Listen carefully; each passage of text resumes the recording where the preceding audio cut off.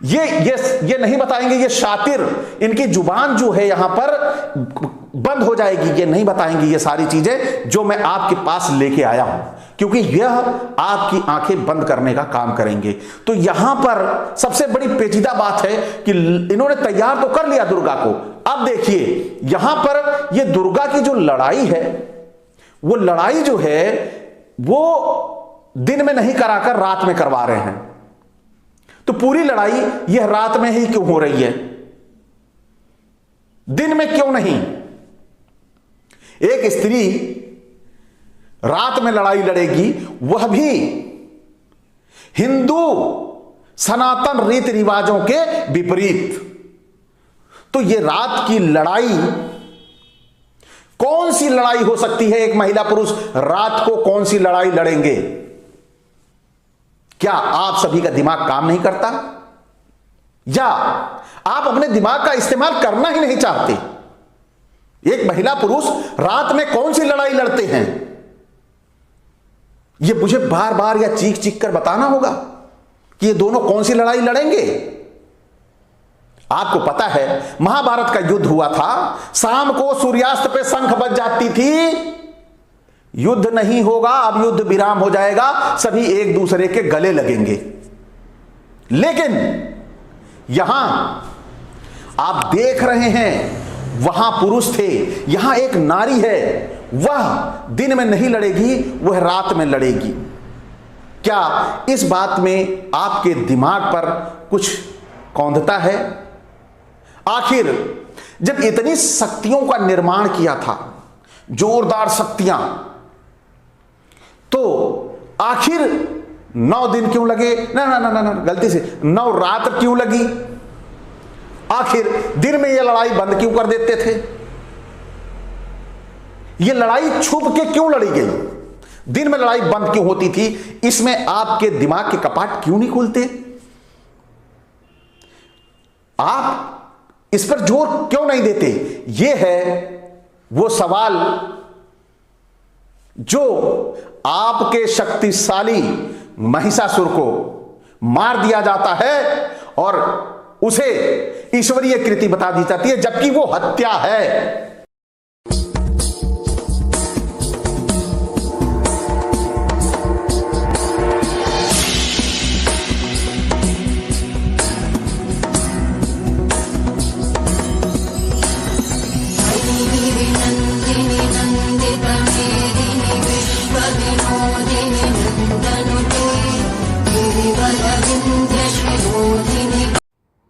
जागो पंच के पंकज झा और ओपी यादव और बामसेव के वामन मेश्राम जैसे कमर्शियल औरतों की औलाद, वो यह अक्सर प्रश्न उठाते हैं कि दुर्गा ने महिषासुर का वध रात्रि में ही क्यों किया, रात को ही उसने असुरों का और ख़ासतौर से महिषासुर का मुकाबला रात को ही क्यों किया। तो मैं भी इसका जांच पड़ताल करूंगा। तो इसके लिए मैं सबसे पहले पढ़ूंगा आदि वाल्मीकि रामायण बालकांड 1.26.19, 20, 22 to 23। मेरे पास यहाँ पर श्लोक मौजूद हैं, मैं एक एक करके पढ़ता हूँ।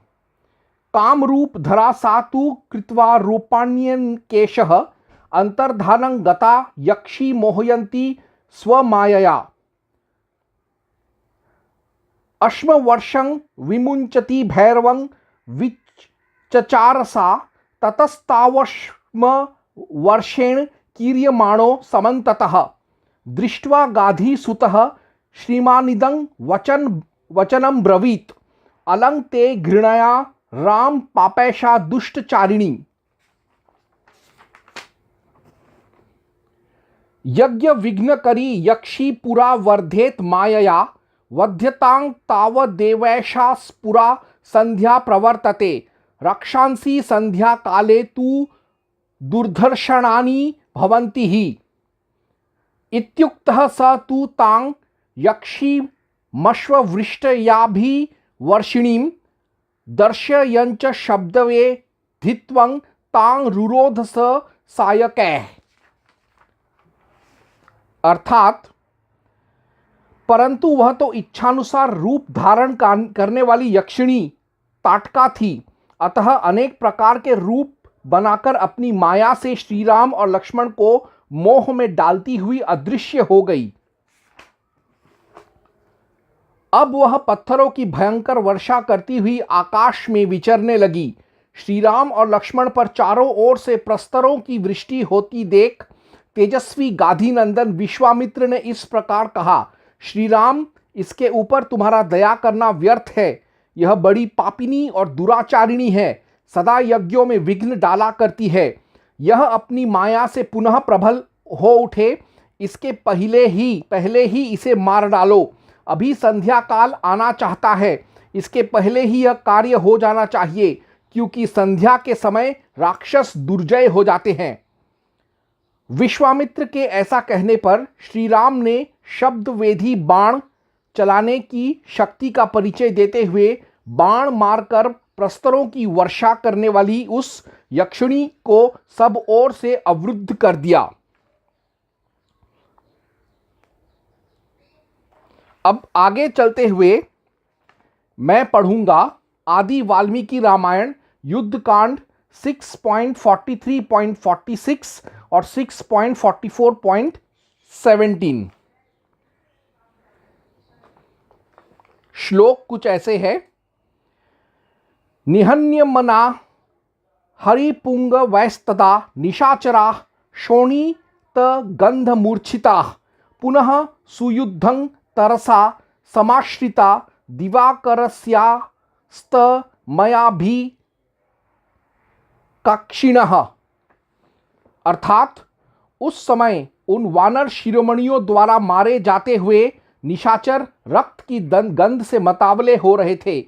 वे सूर्य के अस्त होने की प्रतीक्षा करते हुए पुनः बड़े वेग से घमासान युद्ध में तत्पर हो गए।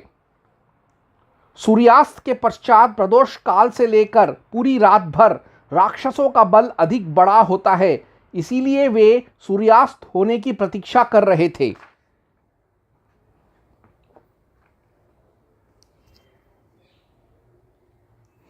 अब और आगे पढ़ूंगा। ततस्ते राक्षसास्तस्त्र तस्मिन् स्तमसि दारुणे राममेवाभ्यवर्तन्त संहृष्टाः शरवृष्टिभिः। तदंतर उस दारुण अंधकार में वहां वे सब राक्षस हर्ष और उत्साह में भरकर बाणों की वर्षा करते हुए श्री राम पर ही धावा करने लगे। अर्थात सूर्यास्त के बाद जैसे जैसे रात्रि गहरा होता जाता है, सूर्य ढल जाता है, तब असुरों का तांत्रिक शक्ति, मायावी शक्ति, आसुरी शक्ति, राक्षसी शक्ति, जादुई शक्ति बढ़ जाता है। और तो और वह छापामार युद्ध पद्धति तथा नाइट वॉरफेयर अर्थात रात्रि युद्ध में वो माहिर होते हैं। प्लस उनके पास तो इल्यूजन यानी जादू टोना का शक्ति होता ही है। और तो और वह हिट एंड रन टैक्टिक्स, इसमें भी वो बहुत माहिर होते हैं। और इसके लिए रात का अंधेरा, रात का अंधकार होना बहुत ज़रूरी है। वो एक बहुत बड़ा एडवांटेज होता है। इसीलिए असुर और राक्षस जो थे वह रात को ही आक्रमण करते थे, वो रात को ही लड़ना पसंद करते थे। इसीलिए दुर्गा को भी राक्षसों और असुरों से लड़ने के लिए रात्रि का प्रहर का ही समय चुनना पड़ा था। अब मैं आगे पढ़ूंगा कि क्या रात्रि में युद्ध करना अधर्म है। मैं आगे पढ़ूंगा कि नॉक्टर्नल वॉर इज धर्म, यानी रात में रात्रि युद्ध करना बिल्कुल सुधर्म है, धर्मोचित है। ओम हनुमते नमः। अब मैं इस प्रश्न का उत्तर ढूंढने का प्रयास करूंगा कि क्या रात्रि में युद्ध करके दुर्गा ने कोई जुर्म किया, कोई पाप किया। अब मैं उसका प्रमाण देखूंगा। सर्वप्रथम आदि वाल्मीकि रामायण युद्ध कांड 6.107.66 में लिखा है कि राम ने खुद रावण के साथ रात्रि में भी युद्ध किया था। तो अब हम वो श्लोक पढ़ेंगे।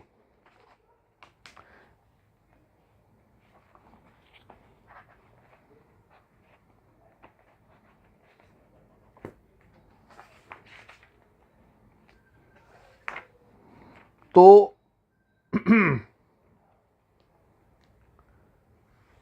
श्लोक संख्या 6.107.66। तो श्लोक कुछ ऐसे है। नैव रात्रि न दिवसं न मुहूर्तं न च क्षणं राम रावणयोर्युद्धं विराम मुपगच्छति। श्री राम और रावण का वह युद्ध न रात में बंद होता था और न दिन में। 2 घड़ी अथवा 1 क्षण के लिए भी उसका विराम नहीं हुआ। यानी राम ने रावण को मारने के लिए रात्रि में भी युद्ध किया था। अब मैं एक और प्रमाण देखूंगा जहां पर हनुमान और उसके वानरों ने भी पूरी रात एक सुनियोजित ढंग से उन्होंने लंका के राक्षसों से युद्ध किया। इसका विवरण मिलता है हमको आदि वाल्मीकि रामायण युद्ध कांड 6.44.2। तो श्लोक ऐसे है। अन्योन्यं बुद्ध वैराणां घोराणां जयमिच्छितां संप्रवृत्तं निशायुद्धं तदा वानर राक्षसमाम। वानरों और राक्षसों में परस्पर वैर बंध गया था। दोनों ही पक्षों के योद्धा बड़े भयंकर थे तथा अपनी अपनी विजय चाहते थे। अतः उस समय उनमें रात्रि युद्ध होने लगा। जब राम ने कोई पाप नहीं किया रात में युद्ध करके, जब हनुमान ने कोई पाप नहीं किया रात्रि में युद्ध करके, जब वानरों ने कोई गुनाह नहीं किया अर्धरात्रि में युद्ध करके, तो देवी दुर्गा ने भी कोई पाप नहीं किया, कोई गुनाह अजीम नहीं किया जब उसने महिषासुर और उसके असुरों और राक्षसी सेना का संहार किया सूर्यास्त के बाद। इसके अलावा और भी हम आगे अगर हम पढ़ें तो हम देखेंगे कि महाभारत के कुरुक्षेत्र युद्ध में स्वयं योगेश्वर कृष्ण और धर्मराज युधिष्ठिर घटोत्कच को अर्धरात्रि के बाद भी मायावी शक्तियों से रात्रि युद्ध करने का आदेश देते हैं। इसके लिए हम पढ़ेंगे आदि महाभारत द्रोण पर्व घटोत्कच वध पर्व 173.58।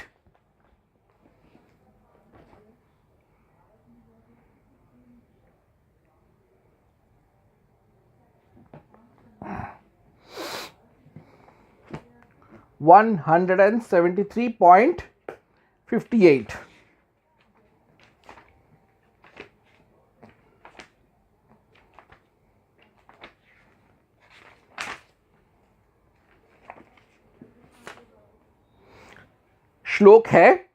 जहि कर्णं महेश्वासं निशीथे मायया रणे प्रार्था द्रोणं वधिष्यन्ति धृष्टद्युम्न पुरोगमाः। तुम आधी रात के समय अपनी माया द्वारा रणभूमि में महाधनुर्धर कर्ण को मार डालो और धृष्टद्युम्न आदि पांडव सैनिक द्रोणाचार्य का वध करेंगे। यानी यहां पर रात्रि युद्ध तो छोड़िए, रात्रि युद्ध में मायावी शक्तियों का इस्तेमाल करने को भी धर्म माना गया है रणभूमि में। तो दुर्गा ने भी कोई गलत नहीं किया जब उसने महिषासुर का वध रात्रि में किया था। अब आगे हम और पढ़ेंगे कि कर्ण और द्रोण के मरने के बावजूद पांडवों ने कई बार रात्रि में भी युद्ध किया था। उदाहरणार्थ आदि महाभारत द्रोण पर्व द्रोण वध पर्व 184.15।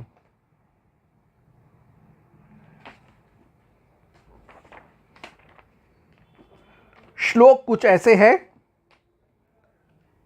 विधतां च तथा तेषां शतानां च विशेषतः अर्धरात्रि समाजज्ञे निद्रां धानां विशेषतः, वहाँ बाणों की चोट सहते और विशेषतः शत विक्षत होते हुए निद्रांत सैनिकों की आधी रात बीत गई। यानी सैनिक जो थे वो थक गए थे सारा दिन लड़के, फिर भी पांडवों ने उनको युद्ध में लेकर गए और उन्हें लड़ने पर विवश किया आधी रात के बाद भी। तो जब पांडवों ने धर्म रक्षा के लिए कुरुक्षेत्र में आधी रात के बाद भी युद्ध किया, तो वैसे ही धर्म रक्षा को करने के लिए दुर्गा ने महिषासुर के साथ 9 रात्रियों तक युद्ध करके उसका संहार करके कोई पाप नहीं किया था। अब इसके और आगे हम देखें तो एक और उदाहरण, बहुत अच्छा उदाहरण हमको मिलता है, जहां अश्वत्थामा ने जब अपने पिता द्रोणाचार्य का बदला लेने के लिए, जिसे धोखे से मारा गया था, वह भी धोखे से पांडव कुल का सर्वनाश करने जाता है और आधी रात्रि के बाद सुबह के 3 बजे वह उनके खेमे में घूम कर अपने पांडवों का संहार करने लगता है, उनके बच्चों का संहार करने लगता है, जिसका विवरण हमको मिलता है आदि महाभारत सौप्तिक पर्व 4.34 में। तो सौप्तिक पर्व कुछ ऐसे है।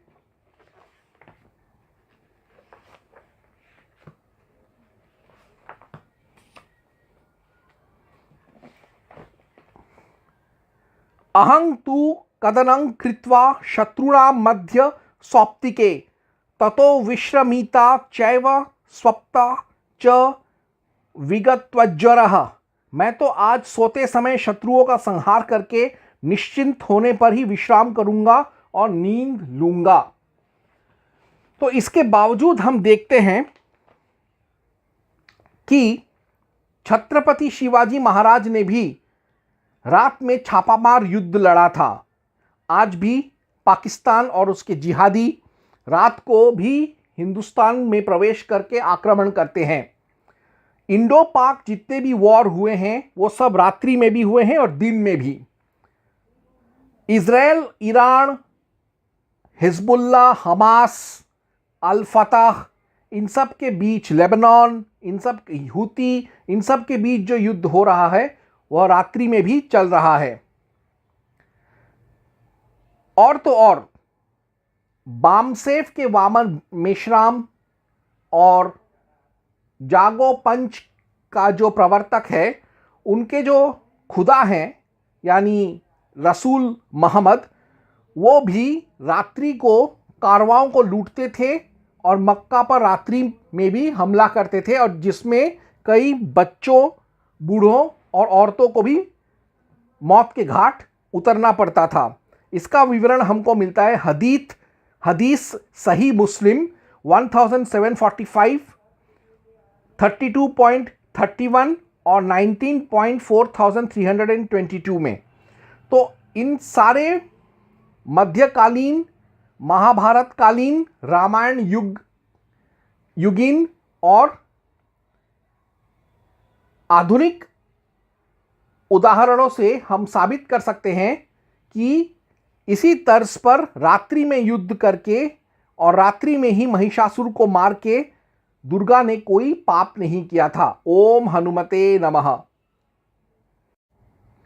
तो मैंने प्रमाणित करके बता दिया कि दुर्गा को रात्रि को ही क्यों लड़ना पड़ा महिषासुर और उसकी सेना के साथ, और मैंने यह भी साबित कर दिया कि उसने इसलिए लड़ा क्योंकि वह जो लोगों से लड़ रही थी वो लोग निशाचारी थे। और मैंने यह भी प्रमाणित कर दिया कि रात्रि युद्ध करके दुर्गा ने कोई पाप नहीं किया था। अब इस पर मैं और बात करूंगा। Durga did no sin, Durga ने कोई पाप नहीं किया था रात्रि युद्ध करके। दरअसल Durga wanted to beat asurs at their own game, यानी दुर्गा असुरों को उनके ही क्षेत्र में, उनके ही रणनीति से हराना चाहती थी। दुर्गा उनको तब हराना चाहती थी जब वो सबसे ज़्यादा ताकतवर और आत्मविश्वासी थे। दुर्गा यह साबित करना चाहती थी चाहे दिन हो या रात, वो हमेशा लड़ने को तत्पर है और हमेशा विजयी होगी। और साथ ही साथ दुर्गा यह भी सिखाना चाहती थी रात में युद्ध करके महिलाओं से कि रात्रि होने से तुम डरो मत। अगर रात्रि में भी कोई दुराचारी तुम पर आक्रमण करे तो उसका सर कलम कर दो। तो इसीलिए दुर्गा ने 9 रात्रि और 9 दिन तक महिषासुर और उसकी सेनापतियों और सेनाओं से लड़कर अंत में महिषासुर का वध किया। इसीलिए हम इस समय काल को नवरात्रि कहते हैं। इसका सबसे प्रामाणिक और पुराना उल्लेख शिव महापुराण उमा संहिता 51.73 to 78 में है। श्लोक कुछ ऐसे है। आश्विने धवले पक्ष नवरात्र व्रतं चरेत यत्कृते सकला कामासि सिद्धं यन्यत्येव न संशयः नवरात्र व्रत स्यास्य प्रभावं वक्तुमीश्वरः चतुरास्यो न पंचास्यो न षडास्यो न कोपरः नवरात्र व्रतं कृत्वा भूपालो विरथात्मजः तद्रितं राज्यं निजं लेभे सुरथो मुनि सत्तमाः ध्रुव संधि सुतो धीमान्योऽध्याधिपतिर्नृपः सुदर्शनो तद्रितं राज्यं प्रापदस्य प्रभावतः व्रतराजमिमं कृत्वा समराध्य महेश्वरीं संसार बंधनान्मुक्तः समाधिर्मुक्ति भागभूत तृतीयायां च पंचम्यां सप्तयामष्टमिति तिथौ नवम्यां वा चतुर्दश्यां यो देवीं पूज्येन्नरः। अब इसका हिंदी अनुवाद कुछ ऐसे है। आश्विन मास के शुक्ल पक्ष में नवरात्रि के व्रत को रहना चाहिए, जिसके करने से संपूर्ण मनोरथ सिद्ध होते हैं। इसमें कुछ संशय नहीं।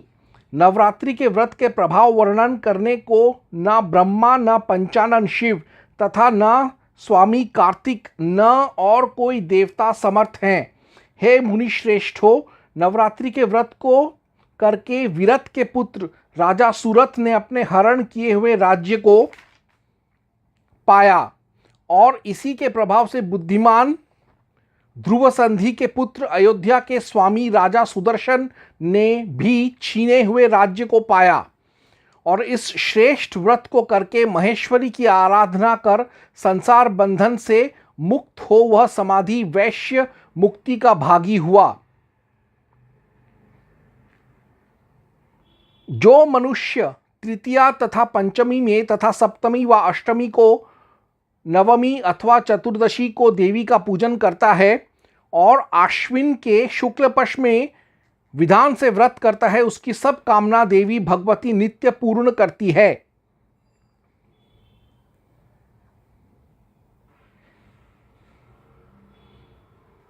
तो मैंने आप साबित कर दिया कि दुर्गा ने वैज्ञानिक और तर्क संगत कारणों से ही महिषासुर और उसकी प्रजा और सेना से रात्रि को युद्ध करके उन सब का संहार किया था। तो ओपी यादव और शुक्ला और वामन मेश्राम जैसे कमर्शियल औरतों के पुत्रों का विश्वास ना करें, और अगर वह ऐसा कोई इल्ज़ाम लगाते हैं कि देवी ने रात्रि को ही क्यों लड़ा था, तो उसको बोल देना कि देवी रात्रि में इसलिए लड़ी क्योंकि धर्म का नाश करने वालों का नाश हर समय करना चाहिए। उसका कोई विशेष समय नहीं होता है। जब भी अधर्मी मिले, जहाँ भी मिले, जिस परिस्थिति में भी मिले, उनका नाश करना उचित है, स्वाभाविक है, यही बताना चाहती थी। और देवी को रात्रि से या अंधेरे से डर नहीं लगता था, या रात्रि में या अंधेरे में उसका शक्ति क्षीण नहीं होता था, यह भी उसने चिरकाल तक साबित कर दिया। ओम हनुमते नमः। अब मैं पहले भी देख चुका हूं कि दुर्गा ने रात्रि युद्ध क्यों किया था महिषासुर के साथ। उसका मैं तर्क संगत और शास्त्रीय प्रमाण और वैज्ञानिक प्रमाण मैंने दिया। जाते जाते मैं एक चीज भूल रहा था। तो मेरी एक दोस्त है जेसिका बेल्किन, उसने मुझे कालिका पुराण पढ़ने को कहा। तो जब मैंने कालिका पुराण पढ़ा तो मुझे एक चीज समझ में आया कि दुर्गा ने महिषासुर का रात और दिन में भी युद्ध किया था। यानी रात में तो युद्ध किया ही था, क्योंकि महिषासुर रात्रि में संध्या काल के बाद, अर्धरात्रि के बाद, अंधेरा होने के बाद शक्तिशाली हो गया था और उसने दुर्गा पर आक्रमण किया था और पुरजोर से। लेकिन दुर्गा का कोई ऐसा मंसूबा नहीं था कि वो दिन में युद्ध ना करे, दिन में युद्ध विराम करे और रात्रि में लड़े, ऐसा कुछ नहीं था। जबकि उसने दिन और रात्रि दोनों में ही युद्ध किया था और यह सिर्फ एक अकस्मात बात है कि महिषासुर रात्रि में ही मारा गया। तो दुर्गा ने दिन में भी लड़ा महिषासुर से और रात्रि में भी। इसका प्रमाण मुझे मिलता है कालिका पुराण 60.79 to 80 में।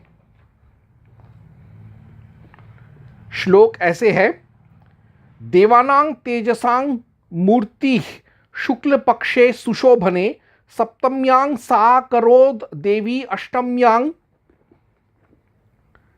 तैललंकृता नवम्यां मुपाहरास्तु पूजिता महिषासुरम निजधान दशम्यां तु विसृष्टांतरहिता Shiva. On the seventh day of the auspicious bright half of month of Ashwin, the goddess had taken the concrete shape of body by means of the energies of the gods. On 8th, she was adorned by the gods. On the 9th, she was worshipped by them with the offerings, and she killed the demon Mahish on the 10th day. The goddess Shiva was dismissed and disappeared. यानी यहाँ पर दुर्गा ने 9वें दिन को, यहां per day लिखा है, 9th day को, 9वें दिन को उसने तक लड़ना शुरू किया और 10वें दिन को उसने, यानी दशमी दिन को, 10वें दिन को उसने महिष का संहार किया। तो इसी से प्रमाणित होता है इस श्लोक से कालिका पुराण का, जो कि असम का ग्रंथ है और 16वीं शताब्दी में लिखा गया था। ये महापुराण नहीं है, यह स्थल पुराण है। तो इसे व्यास ने नहीं लिखा, लेकिन फिर भी इसमें दुर्गा का तांत्रिक पूजा के बारे में है, काली का तांत्रिक पूजा के बारे में है। तो यह एक बहुत प्रामाणिक ग्रंथ है और इसमें लिखा है कि 10वें दिन महिषासुर को दुर्गा ने, 10वें दिन महिषासुर को दुर्गा ने समाप्त किया।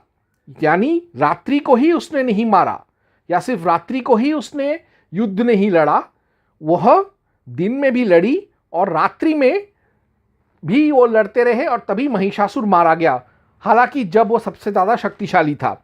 अब आप ये कहेंगे कि हम तो फिर नवरात्रि क्यों मनाते हैं, रातों को ही देवी की पूजा क्यों होती है? तांत्रिक पूजा में तो अर्धरात्रि के बाद पूजा होती है। उसका कारण हमको वापस एक और जगह मिलता है, वह है कालिका पुराण 60.25 to 28, 30 to 32। हम जानते हैं कि ब्रह्मा को राम ने बुलाया था, बंगाली रामायण के हिसाब से, कृतिवासा रामायण के हिसाब से ब्रह्मा को राम ने बुलाया था लंका युद्ध से पहले, उसके लिए पूजा अर्चना करने के लिए, यज्ञ हवन करने के लिए।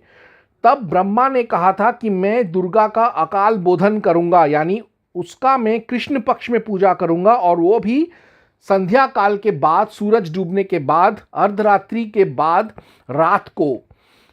इसीलिए उसको कहते हैं अकाल बोधन। इसका आप प्रमाण देखिए, रामस्यानुग्रहार्थाय रावणस्य वधाय च रात्रावेव महादेवी ब्रह्मणा बोधिता पुरा ततस्तु त्यक्त निद्रा सा नंदायामाश्विने सिते जगाम नगरी लंकां यत्रासीद्राघवः पुरा तत्र गत्वा महादेवी तदा तो राम रावणो तदा राम रावणो युद्धं नियोजयामास स्वयमंतर्हितांबिका रक्षसां वानराणां च जगध्वा सा मांस शोणिते। In olden days, the great goddess was waked by Brahma when it was still night in order to favor Ram and to get Ravan killed.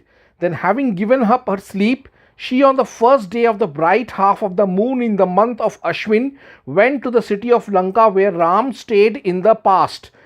The great goddess Ambika, having gone there, caused Ram and Ravan engaged in a battle, but she herself remained hidden and kept on eating flesh and drinking blood of the demons and monkeys.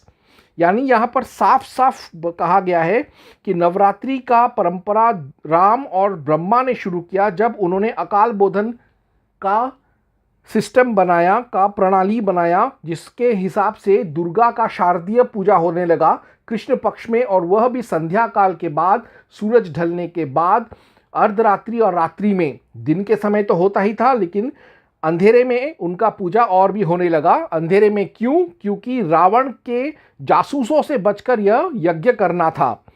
अब आगे पढ़ते हैं।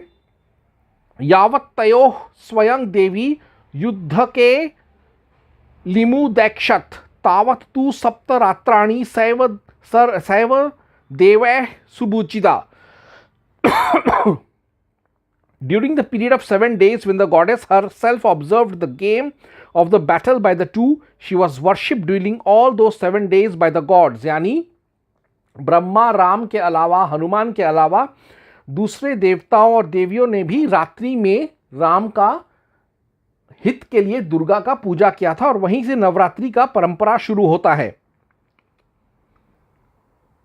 निहते रावणे वीरे नवम्यांग सकलैः सुरैः विशेष पूजां दुर्गायाश्चक्रे लोक पितामह ततः संप्रेषिता देवी दशम्यांग शार्वरोत्सवैः। On the 9th day, when Ravan the hero was killed, Brahma along with all the gods performed a special worship of Durga. Thereafter the goddess was dismissed on the 10th day with the celebration of शावरोत्सव। यानी यहाँ पर साफ साफ कालिका पुराण में नवरात्रि के या दुर्गा पूजा का, दुर्गोत्सव का, शारदीय दुर्गा पूजा का या अकाल बोधन का शास्त्रीय प्रमाण मिलता है कि रात में पूजा करने का सिस्टम ब्रह्मा, राम और दूसरे देवी देवताओं ने शुरू किया था। देवी दुर्गा ने खुद सारा दिन लड़ी वो महिषासुर से, और यह एक इत्तेफाक है कि महिषासुर रात्रि में ही मारा गया जब वो सबसे ज़्यादा शक्तिशाली था। तो मैंने साबित करके बता दिया कि दुर्गा ने कोई पाप नहीं किया था रात्रि में महिषासुर को मारकर। महिषासुर क्या किसी भी शत्रु के साथ रात्रि युद्ध में कोई अधर्म नहीं है। और नवरात्रि की पूजा शुरू किया ब्रह्मा, राम और दूसरे देवी देवताओं ने रात्रि में, और वैज्ञानिक कारण है जिसकी वजह से देवी दुर्गा ने जानबूझकर सारा दिन लड़ते हुए भी रात को महिषासुर को मार दिया जब वो सबसे ज़्यादा शक्तिशाली था, जब किसी ने भी कल्पना नहीं किया था, न असुरों ने, न दानवों ने, न देवों ने, और ना ही महिषासुर ने खुद ही, कि वह एक स्त्री के हाथों रात्रि में मारा जाएगा जब वो सबसे ज़्यादा